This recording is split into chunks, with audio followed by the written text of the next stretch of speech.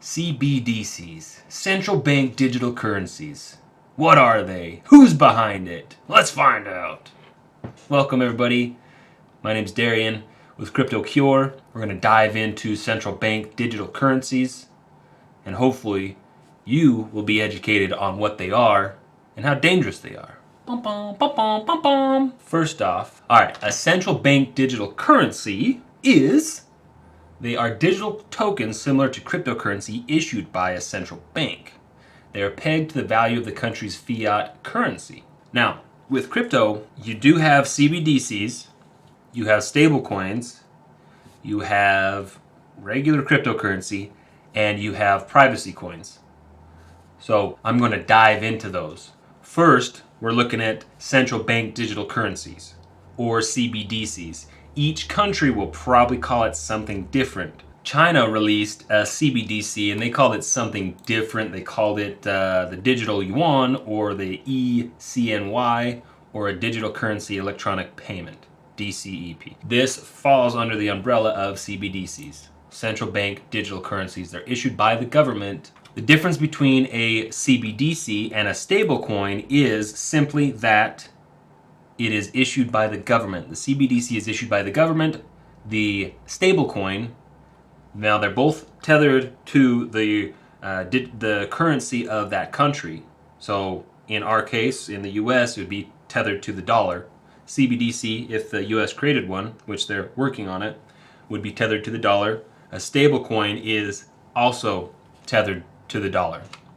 Difference between a stablecoin is that it's created by someone else as a means of exchange, and it may be centralized. They can technically print more. They're supposed to have a certain amount of dollars to back up the amount of coins that are out there, but some companies can prove that they have it, some companies cannot. It is kind of dangerous in a way because they can just print more out of thin air and they control the inflation of it. So that's the difference between those two. We're going to dive more into CBDCs. Stablecoins are a different thing. They're not government funded. It's not a government coin. It's just tethered to the government value of their currency. Countries that have already started CBDCs is China, Bahamas, the Marshall Islands, Sweden, European Union, and there's other CBDCs. There are a lot of countries working on CBDCs. So what are some things that are different about a CBDC versus our regular payment system using credit cards and digital currency in the sense of using currency? Most of the time we are swiping our credit cards and we're not using physical dollars. Now, those credit card transactions go through a broker or whatnot called Visa or MasterCard. There's a lot of people involved to help those transactions go through, but the government can't directly control what is bought and sold because there are private entities that manage those payment systems, those digital transactions. With programmable money and CBDCs, they can program into it whether they want you specifically to buy something or whether they want their country as a whole to be able to buy certain products. They wouldn't even have to legislate anything. They could literally program it into the money and eradicate any specific product off the market or specific person off the market. They could change in the financial sector, changing essentially the policy of what happens and the future of our country without legislating it. And you might think to yourself, well, Darian, why would our country do that to us? They love us. Well, people in power don't always make the best use of that power. And even right now, if we had the perfect presidential system and Senate and House and everything was just perfect to substantiate the best freedoms for ourselves, the next generation of politicians might come by and decide they want more power, they want more strength, they want their citizens to be more subservient to their government. Now, these are just possibilities, but I think that you know in your heart what the truth is. If the government has more control over you, it's more dangerous. So let's take a look at China's system. They have a social credit system.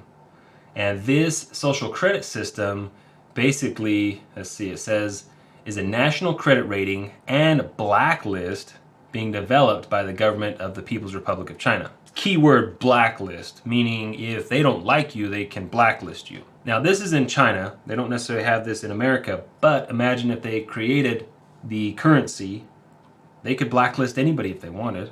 Now the way they do this is by facial recognition software, and that software translates into your credit score and determines whether or not you're going to get blacklisted from going to certain places or doing a certain thing unless you do their re-education program, and it's a nasty mess. If you want to learn more about the social credit system, you're going to have to dive deeper into that rabbit hole. I'm not going to get into that. However, CBDCs are the precipice or the tip of the iceberg into what's possible for government overreach and over control. So let's look into some other form of currencies, which is Ethereum. Now Ethereum has a system called Etherscan, and you can go and look to see what transactions have happened on the blockchain. So I can click this transaction that happened 14 seconds ago. I can click into it and I could actually see this wallet address. I could see how much Ethereum they have. They have 0.5 Ethereum, which is $1,700.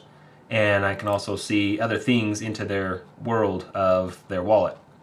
I don't know who owns this wallet, so if I found out who owns that wallet, I could see all the transactions, and if I was the government overreaching, I could find all that information out and possibly blacklist you on something. So normal cryptocurrencies aren't necessarily secure enough, but I think we're going towards a world with CBDCs almost regardless.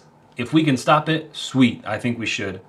But it's a big endeavor for the governments to do this, and there's already governments that have done it. So the only step away from that, in my opinion, is going to be privacy coins. These are coins that do not have the transactional history like Ethereum or Bitcoin. They work really well, and they are anonymous. So you can make transactions anonymously and not have to worry about somebody getting into your transactional history. So if the government controls every single transaction that's made, but there's a small group of people who have these security coins, these privacy coins, they can do transactions without anybody knowing, assuming that you needed to.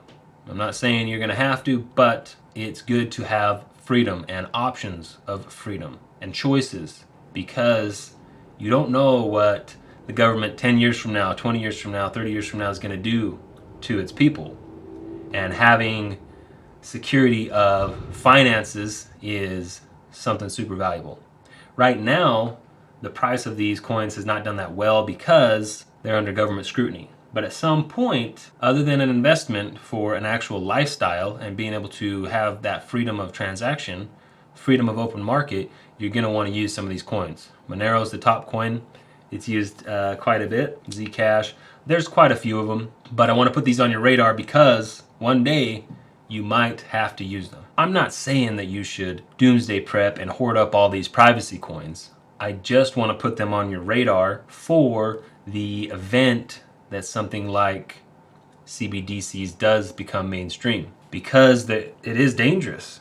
It's dangerous what the government can program into the money. They can decide what happens to it. There might be some benefits, sure, it might be faster transactions, but we already have faster transactions with cryptocurrency. It might be wise to have some of these coins in that event and prepare for it. Like the video, comment, subscribe, be part of this journey of learning cryptocurrency and what it can do for you and the benefits. Now there are some drawbacks. CBDCs was created in the wake of digital currency, and that is a drawback. But there is so much value that can be added, and if you are paying attention, you aren't going to be sucked in to that CBDC bullshit. Have a good day.